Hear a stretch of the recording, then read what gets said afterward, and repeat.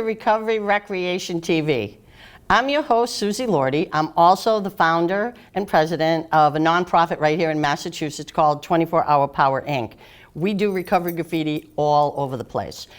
And what's happened is, at some of our events, people are coming up to us way too often saying, hey man, there's nothing fun going on around here. And that needs to change. So we decided to start a brand new television series that's going to focus on healthy, fun activities that are substance and chemical free, all over Massachusetts. I mean, we're talking Falmouth to Fitchburg and everywhere in between. So make sure that you tune in, because you never know, it might be your town up next.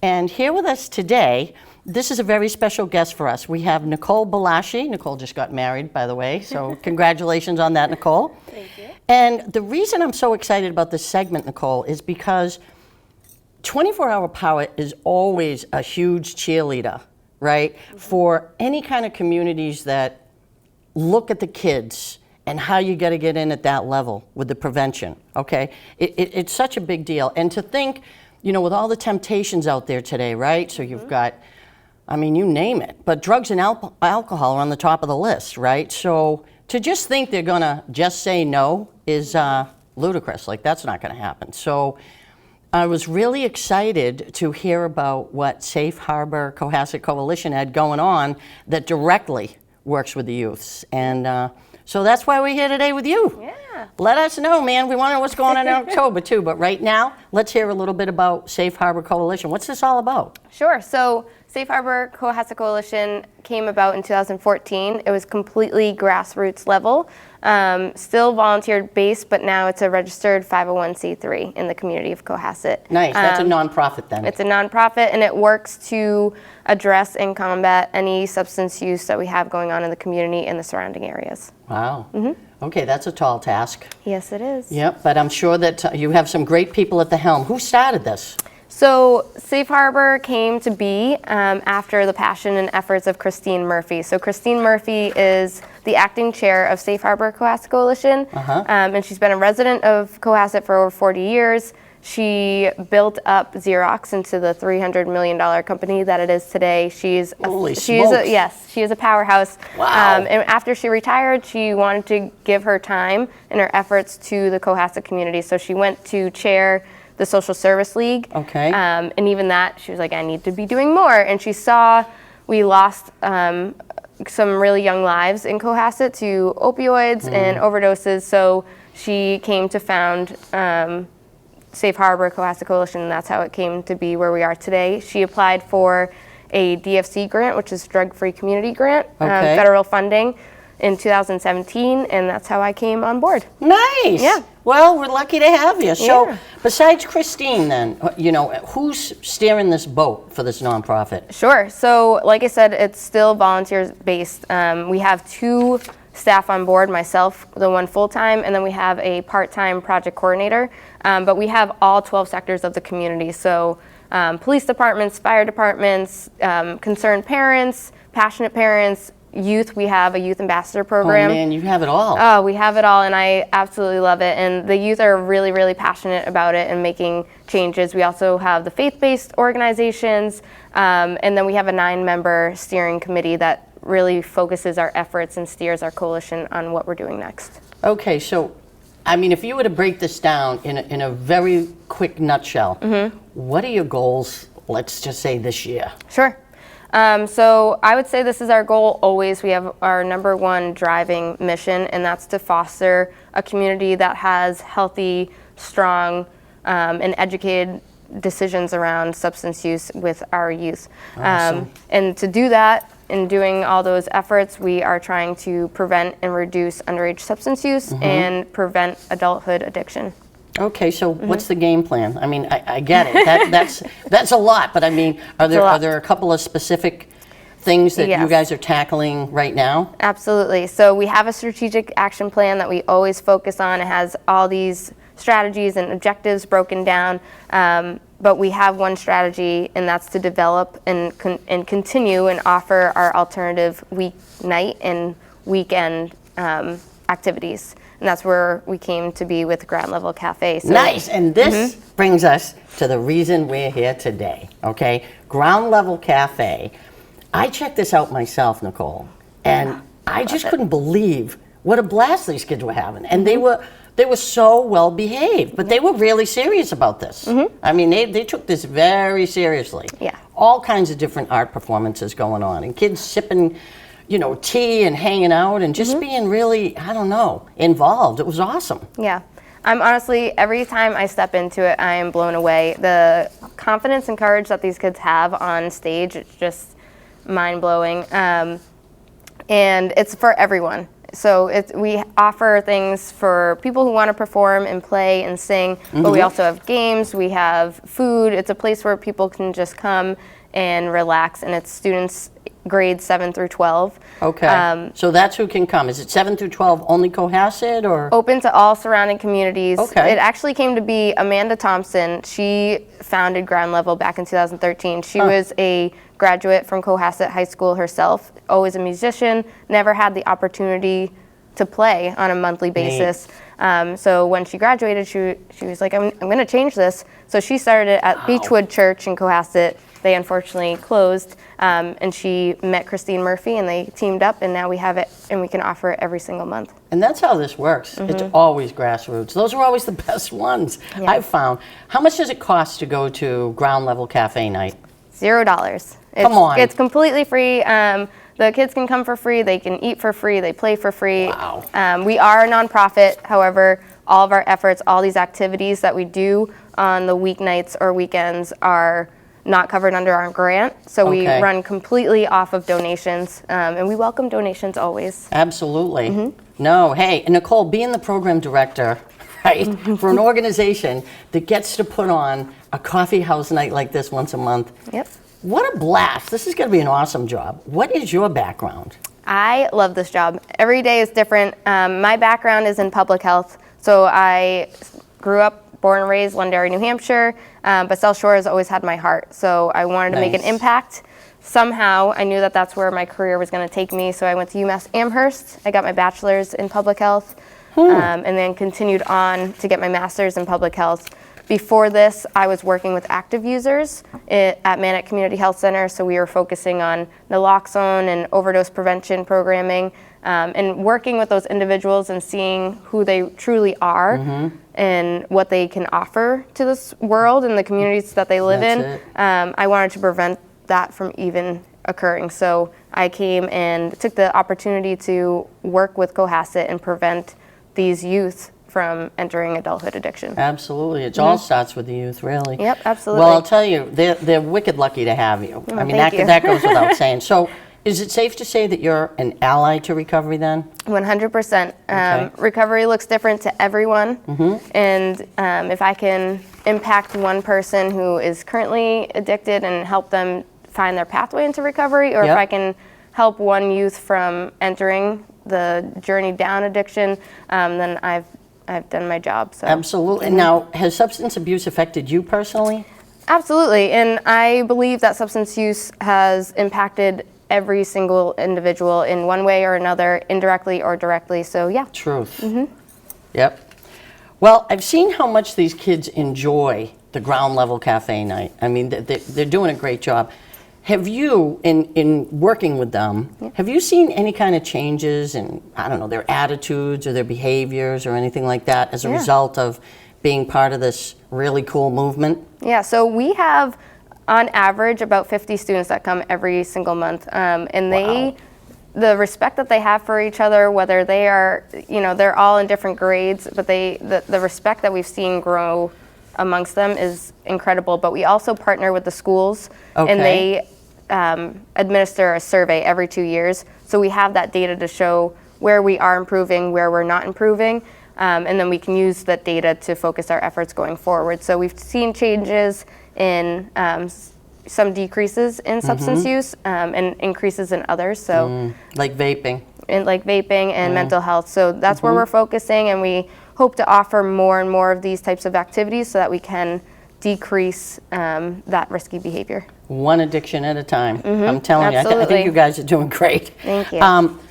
But what I noticed when I was at the Ground Level Cafe, I was thinking, what a cool space this is, and it looks like it's used for other things too during the course of the month. Yep. You know, I saw workout machines over to one side of me. What is this place? So it's the rec center. It's in the heart of the community, and it's a town-owned building. We have a daycare, Miss Linda's daycare during the day. She's phenomenal. And then we have dance classes during the afternoon. So we're really lucky and fortunate to be offered the space in the evening. And it's a huge asset to the community. Oh, So yeah. we partner with the Department of Recs, and they give it to us. So. And I'm telling you, this is what it takes. Okay, so every community needs to listen up, right? Because this has to be an entire village coming together, helping us in every single zip code. That's a perfect example. You've got this town-owned building, and a lot of people are using this for great use, you know? So I'm sure there's some other places out there that could help us out in that direction as well. So ground level cafe, that's just one important piece of this whole puzzle. What else is Safe Harbor up to? So we are constantly working with our partners. Second Congregational has opened their space, so we're offering more alternative activities on Friday nights. We have movie nights, but we also offer resources for parents and community members. So for example, we have a parent coffee hour once a month, and then Guiding Good Choices, which is a workshop for anyone who's involved with steering children. It doesn't just necessarily have to be parents, but it helps them identify risky behaviors, enhance their ability to communicate with one another. And this is for parents or any caregiver with a child from age 9 to 14, because that's the most vulnerable age. Right. And then we also put on educational seminars and evenings where they can come and learn about vaping, opioids, Narcan, you name it. Awesome. You guys have your hands full. Yes, we do. And we've got some great people at the helm. So this is great stuff. Now, before we wrap, okay, I want you guys to mark your calendars,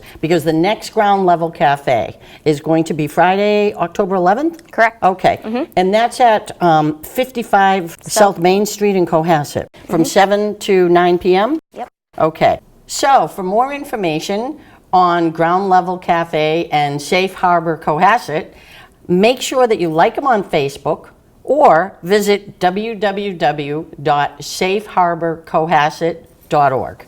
And you can always find out more on our website at www.recoveryrectv.com. Thank you so much, Nicole, for getting the word out on Recovery Rec TV. We love this. Thank you so great. much. I'll be at the next one. Yeah, me Oh, too. yeah. I want to get up and do a little, karaoke myself. Sure, maybe we'll welcome it. They'll let me on with some of the kids. But stick around, because we'll be right back with some more cool things to do. And whatever you do, don't think you can't have fun sober. You just haven't hung out with us yet. See you in a few. Peace out.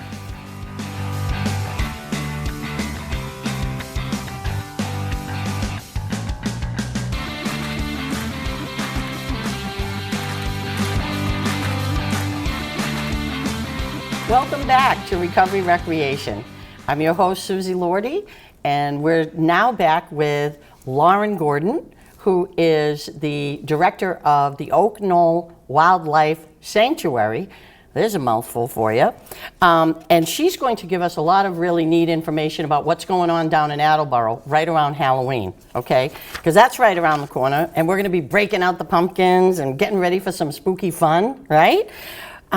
But until we get to that wicked good time, Lauren, can you give us a little bit of information about just the sanctuary itself? I know it's located in Attleboro, but I really don't know much more. Sure. So Knoll Wildlife Sanctuary is part of the Mass Audubon collection. So Mass Audubon has wildlife sanctuaries and nature centers all over Massachusetts. Wow. And Knoll came to be in 1997 with a donation of a piece of property in downtown Attleboro. So we're about a mile from the center of Attleboro, and we offer hiking trails, a little nature center with animals in it, as well as programs for community members to enjoy. Is it near LaSallette?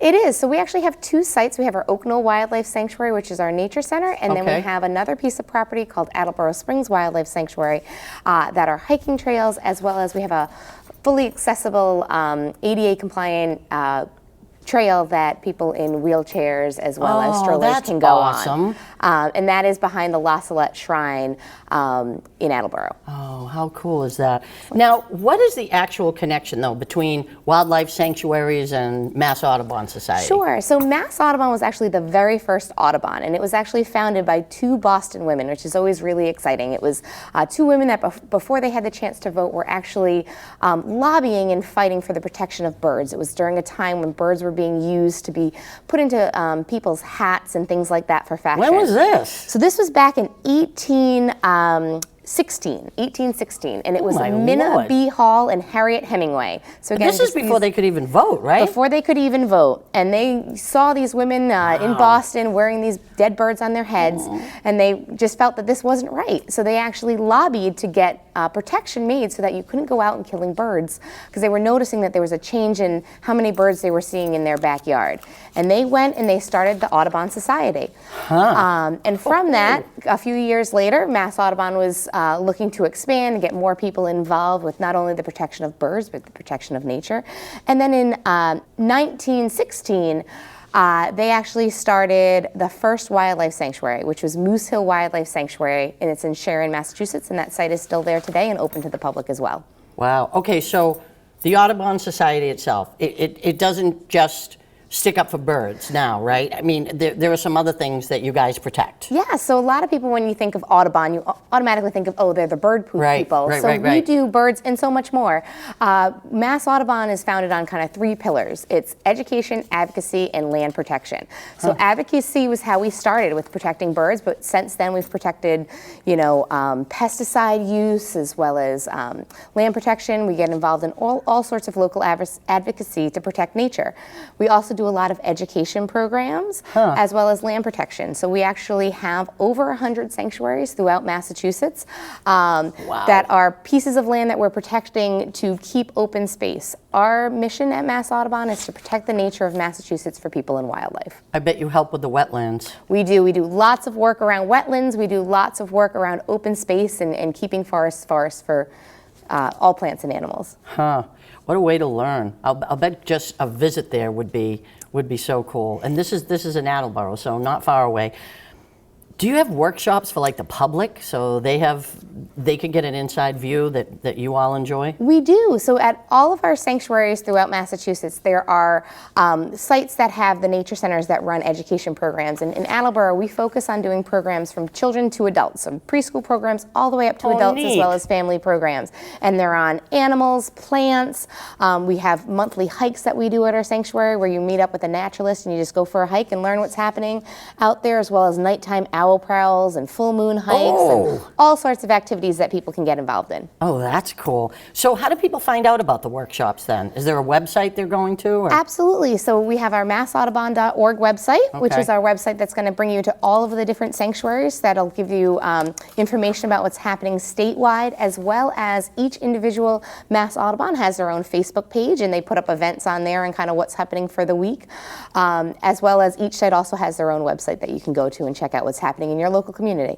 Neat. Okay, so now what I'm dying to hear about is what's going on there for Halloween activities. This is October. This is the month. What do you got? Yeah, so we actually have two exciting programs coming up. One is our pumpkin carving event, and then our Halloween Spooktacular event. Both of those are coming up in a couple weeks. Our pumpkin carving event is coming up on October 18th. And what we do is it's open to the public, and we're going to be carving pumpkins to get ready for the Spooktacular event. So we're actually going to use the pumpkins being carved by the community to put into our Halloween Spooktacular event, which is the next night on October 19th. Okay, so the pumpkin carving is on Friday, the 18th. Yes. Right? From what to what? Sure. So it's from 5:30 to 7:30, and it's Okay. kind of a drop-in event, so you can come in anytime during that time. Neat. And we invite people to bring their own pumpkins, or they can use one of ours. We have a bunch of pumpkins that were donated by local farms. Oh, neat. And then people can just come and get ready, and we'll have some, music going, and we'll just carve pumpkins. And I think that's going to be awesome. it's tons So we of don't fun. necessarily have to bring anything. You don't have to. Nope. Okay. We'll have all the materials there. Wow. Now, anything called Spooktacular sounds wicked cool to me. Yeah. So, What have we got going on there? Sure. So our Spooktacular event is one of our probably most popular community events that we do every year, and it's in our 15th year of running the event. And we have a nighttime hike that goes out, and it's a family-friendly event, so people of all ages. And it's at our Attleboro Springs site, and we actually take people on guided hikes of the trail at night. Ooh. And as they're going around the trail, they have stops that they go on, and we have local community theater members doing skits all about different local animals, whether it's nocturnal animals or creepy crawly animals or animals that we think of spooky. Sometimes we actually see some wildlife that come through during the event. So we've actually had bats come through and owls come through while the event's going on, which is always a fun bonus. Now, where exactly is Attleboro Springs? Okay. Sure. Yep, so Attleboro Springs is actually at 947 Park Street in Attleboro, and it's behind the LaSallette Shrine Sanctuary. Okay. LaSallette's a big shrine in Attleboro that's known for doing some holiday events and Christmas lights and things like that. So when people are trying to find it on a GPS or things like that, they go by the LaSallette Shrine location. And the event takes place in the backside we have 117 acres of nature trails back there. Wow. Okay, so let me get this straight. Knoll has the pumpkin carving. That's correct. Okay. On the Friday night, which is the 18th, from 5:30 to 7:30. That's then correct. you can come back to Attleboro Springs. Yes. Right? And then you come back.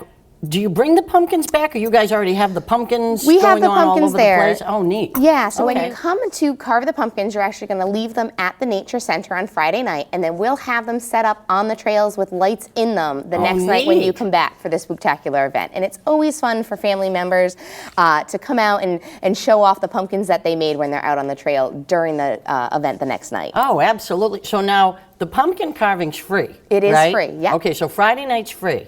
Now the Spooktacular event, does that cost? What are we? There is a small fee for that, and that's because we are a nonprofit, and doing events like this actually helps us support our animal care and our Sure. wildlife sanctuary. So it's $8 for Mass Audubon members, $10 for non-members, and that includes the hike as well as all of the other activities we have going on that night. Wow. Yeah, no, that's nothing. That's a couple iced coffees at Dunkin' Donuts. You know, if you think about it. So I think this is going to be incredible. And actually, the girls that were doing makeup here a little earlier, nice plug for South Shore Technical High School in Hanover. They did a beautiful job on us, the cosmetology students. And some of them had actually been to this. They're like, oh man, I know this. This is a great event. Yes, yeah, it was so fun to see. Again, it's been an event that's been going on for about 15 years, so it's great when we hear community members, and not only just community members in Attleboro, we actually have people from the Cape all the way up to north of Boston that come for this event. And it's always great when we hear of people who have come and come back year after year to come to the event and take part in it. It's always a lot of fun. And I like that it's in the middle of October, right? It's not Halloween. You know, that seems like a stressful day to try to pull off going down to Attleboro Springs. But if this thing is happening on the 18th and the 19th, there's no reason we can't hit this one. Absolutely, and we always like to do it as kind of a way to kick off the kind of Halloween season. So it's a great way to kind of get in that holiday spirit, kind of start thinking about fall. As part of the event, we actually have a bake sale with apple cider donuts and hot chocolate, as well as a big, we have a fire pit area where we actually make s'mores, and we have a local musician that comes and actually plays his guitar and sings campfire music. So it's really a great way to get into the fall spirit. This is an all-inclusive event. It is, it is. Okay, so we're talking, we go from pumpkins to skits, to campfires, to crafts probably, right? We do. We have crafts, we have games, we have a game station all inspired by fall and Halloween games. So we have pumpkin bowling, we have antler and glow necklace ring toss for the kids to do, and then they win holiday prizes. So it's just, again, a great way to get into the spirit. It's a really family fun, all ages event. Oh, I can't wait to go. I mean, sign me up. So that one is 4:30 to 8:30. It is, right? yep. On Saturday, the 19th. Yes. And that's at Attleboro Springs, the It's at Spooktacular. The Spooktacular. And we Okay. ask people, we have tours that leave every 15 minutes that go right. out. And we do ask that people register for that in advance. Yeah, Unlike I bet you get a huge crowd for this, right? We've actually sold out in the last couple of years, and we had over 500 people participate in the event last year. So we suggest registering ahead of time. Wow. So that you can, make sure you get the time slot that you want. You can be with other, family and friends, and we have people that meet up there with other Sure. groups and go on the hikes. And so how long are they actually on these guided tours? Sure. So the guided tour of the trail takes about 45 minutes to an hour. But Okay. we suggest that people come 30 minutes before and plan on staying at least 30 minutes after. And that way that they can take part in the game stations and play the games before they go out on the tours. And then when they get back from the tours, they can really sit around the campfire, listen to that music, do some crafts and activities. Oh, We yeah. also have a skull station. We have some animal skulls out that are always really fun for people to see up close and kind of look at the teeth and kind of help again get in that spooky Halloween spirit. Oh man, I bet people stay way longer than an hour and a half for They this do, gig. they Oh do. yeah, this is We well encourage worth every dime of the $10 to go to this if you're not an Audubon member. I mean, really, this is what a blast. I can't wait. So anyone else that wants to join me for this, because I'm not joking, I am going, okay? Make sure that you register online first, okay, at www.massautobahn.org. That's correct, yeah. Okay. Or you can always call you directly too, That's right. right? Yep. You can give us a call at 508-223-3060, and that'll take you right to the Nature Center phone line, and we can get you registered over the phone. Great. And of course, you can always find out information about this event at www.recoveryrectv.com. Lauren, so great meeting you. This is going to be a blast. I can't wait. I'll bring my pumpkin, maybe two. And that's all for now. But once again, don't think you can't have fun sober. You just haven't hung out with us yet. Till next time, peace out.